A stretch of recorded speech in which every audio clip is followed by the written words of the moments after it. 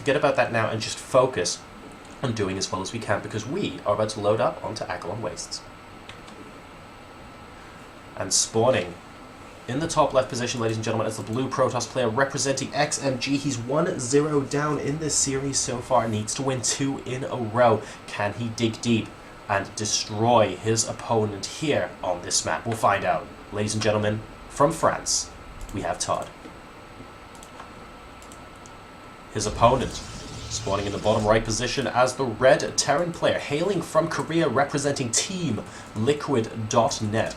Arguably one of the world's best Terran players and previous winner at DreamHack. Can he keep his hopes for another victory alive by taking this next game? We have Liquid TaeJa. Okay, now TaeJa in game number 1 was ridiculously micro-intensive, but his macro didn't slip up at all either. Acheron Waste suits itself to nice drops as well, because there's a lot of dead space around the main, and he can go for a very similar start if he wants to. And frankly, it wouldn't surprise me if he did, because it was so effective in that first game. That first drop really did set him up with the lead that he needed just to keep building throughout the game. I think, to be honest, not just ToD, but possibly TaeJa as well, was a bit surprised at how much sustained damage that drop could do in game number 1. And it really goes to show that that little extra mile you can get with good micro isn't so much an extra mile as an extra 100 miles, because TaeJa just, I mean, that drop reminded me of the Energizer Bunny. It was incredible. Yep. The amount of damage that ToD was taking was just so high and so sustained. He, of course, is going to be a lot more prepared against that this game. He knows that that's a possibility now, so we might see a bit more defense from ToD this game. He won't get caught out by the same thing twice, and this game we actually see a Reaper opening from TaeJa. Now, this Reaper that is going to be coming out, it's going to get scouting information mainly. That's the key thing that it's going to be able to achieve here. However, it does also mean that it's going to delay factories and things like that, because the gas is being spent on it, and so the really early Widow Mine is not going to be coming into play this game. But ToD, he's going to have to be really cautious still, because he knows how aggressive TaeJa was in that first match, and he's not going to want to get into that same situation again. Yeah, that's a really good point. He needs to be careful about that. He is actually going to be going straight for the Nexus over here, and the Reaper will scout it almost instantaneously. So once again, a Gateway Expand coming out from ToD, and let's see how diligent he can be with his scouting. The Reaper actually misses this probe. It's going to be sneaky snaking his way around the left-hand side of the map here, interestingly, going possibly via the Watchtower. No. Could this be for potential proxy play? There is the pylon going down. We'll wait and see in just a moment. The Reaper now going to be ever so slightly annoying, but the Mothership Core also having a couple of words to say. The Reaper getting within one shot of death there. Fortunately, he keeps his drugs in his back pocket. Now, this Reaper did manage to secure a single kill, that Mothership Core popping out just in time as we saw for ToD. But behind this TaeJa, he's getting his factory out, he's getting his command center. He's just making sure he's in a good spot, and this pylon, this is a good map for Proxy Stargate. It might well be. I mean, take a look at all of this dead space, ladies and gentlemen. This could be something that can be absolutely abused by Stargates going into the mid-game here. The Reaper still trying his luck over here on the left-hand side of the map, and here indeed is the Stargate from ToD. Will TaeJa be able to scout this? Oh, he sees the probe there.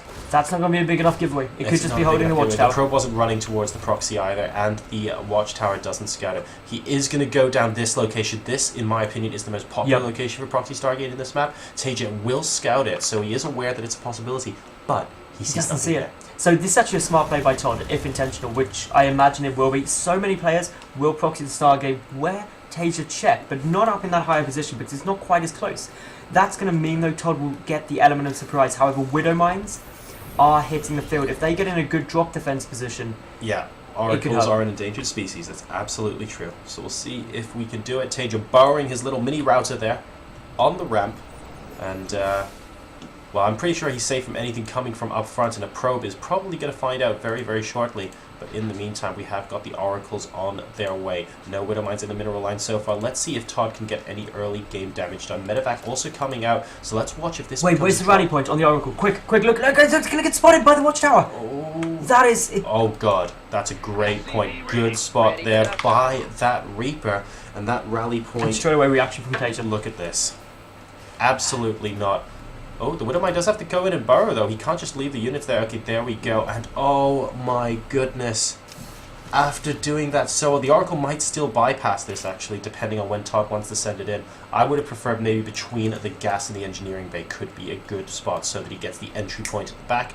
That's a bit academic at this point. Let's wait and see when ToD ends up. Oh, that was really smart by TaeJa as well. He pulled the Reaper off in case the Oracle was going to get in range of it, but now it starts attacking, knows that it's coming. Phoenix following this up from ToD, but the Pylon taking a good amount of fire. The Oracle's not going in yet, and at the same time, drops are being executed. Yep, this drop from TaeJa coming in once again, but this time he's actually going in towards the natural. Now note, oh, there is a Widowmine in the natural as well. 2 Marines immediately getting roasted there by the Oracle. A third one coming in, and inside the main base, the Widowmine kills off the first Oracle and kills off the second one at the natural as well. ToD is not doing a lot of damage with this, and again, the Widowmine at the ramp from Liquid TaeJa is making ToD's life absolutely miserable here. Photon Overcharge has gone down at the natural expansion. He needs to get an army out to defeat this drop, otherwise TaeJa once again will just be able to do a lot of harassment here. I love that he put the cannon up prematurely. Not prematurely, rather preemptively. Yep. And he still needs to get rid of this, though. That's going to be the big problem for him. And, well, more Oracles are coming down. This is ToD just committing to the build that he's already trying to go for, but unfortunately the Widowmine placement prevented them from doing much damage at all. And here we go. The cannon actually doing a good job there. Another Photon Overcharge going down, and it looks like this will get repelled. So a lot better than last game so far. Note that the Widowmine, though, with a kill, is still at the base of the ramp. Liquid TaeJa currently at 68 supply XMG, ToD at 56. And the work supplies are almost even. TaeJa only up by 2. But, well, he has got those mules as well. Yeah, he's got those mules. He's also done a nice bit of damage and shut down ToD's opening ridiculously hard. Those Oracles didn't do any damage, and that's the big issue. And ToD, he's going to just go for a little bit of counter aggression. He does still have the Stargate up, so I guess that's quite an important thing. But it's proxied, and TaeJa knows where it is. And SCV scout out of here from TaeJa, just going to be spotting stuff on the southern part of the map in case anything else is coming in.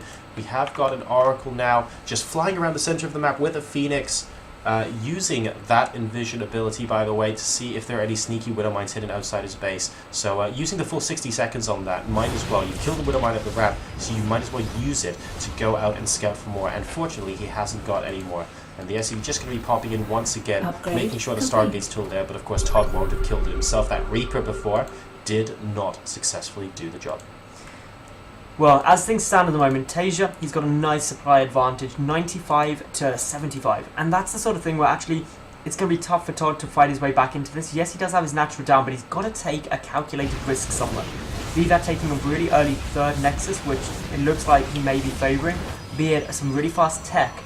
But if he just tries to play standard now, TaeJa has got a lead, and he's only going to capitalise on that. And once more, TaeJa moving across the map. Stim will be finished by the time this push gets across. And it's going to be yet another nice Stim timing window with +1.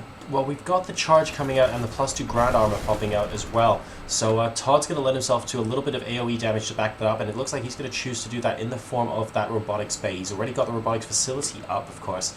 So it looks like charge lot and possibly going into Colossi will be the weapon of choice going into the mid game here for ToD. But this this attack rather won't let him get there in time.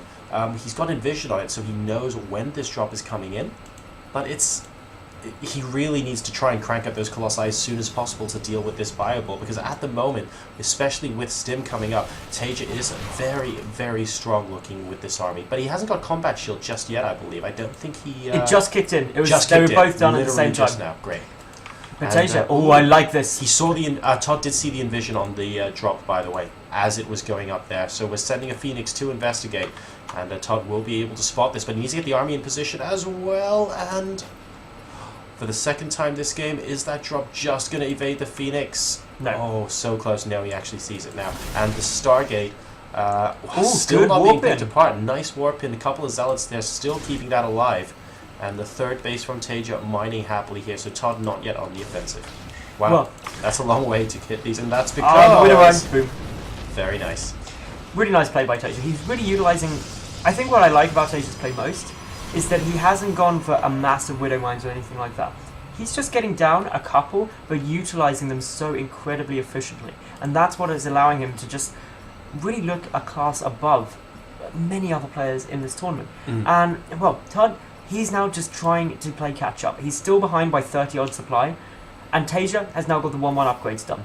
ToD, he doesn't have a significant number of Colossi out, and he doesn't have extended thermal launch yet, and that's going to make things pretty dangerous. And we've got the energy upgrade for the Ghost coming in as well from TaeJa, so he is continuously strengthening his army composition. A couple of Hellbats coming in with this bio as well, and only one Colossus here. Good force fields from ToD, splitting the army quite effectively here, but TaeJa kiting to the left front and overcharge going down as well, and he does have to use the back pickup. Great force fields allowing him to maximize the damage from that Colossus. He needs to be careful about the Mothership Corner. That almost goes down. TaeJa, though, still outside, still in force.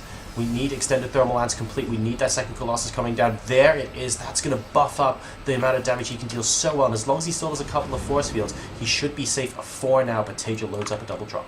Yeah, this is a really smart move by TaeJa. He wouldn't have been able to cost-effectively push up that ramp. And there's one thing we've been seeing from TaeJa in this series, and that is that he wants to be really cost-effective at all times. He doesn't want to take an unnecessary risk. He wants to rely on his macro and micro to be just confidently ahead in every aspect. That 2 SCVs at 3 so hit lucky. Points, and that Zealot goes down a little bit. Oh, this double drop, and it's here we go. coming The in. double drop might be coming in at the same time as this. TaeJa's thinking about popping in at the same time. He's getting ready with the double drop. Expect the double pronged attack. Small number of Marines going to pick up proxy pylons here, and there he goes. He gets into the natural expansion. Will he be able to snipe off the next? He's going for the robotics bay. He sees it, and that is big, but he just about manages to get away, and the double drop going into the main base now. Yeah, he pulled all of ToD's army down there to try and defend it, and now ToD has got to know that actually TaeJa, he kept all of his army supply surviving, and if he now moves up to try and defend this drop in the main, TaeJa's going to go back into the natural. It's back and forth, trying to keep ToD everywhere at once, but the Colossi actually doing some nice damage there. The Stalkers don't quite manage to get the medevac,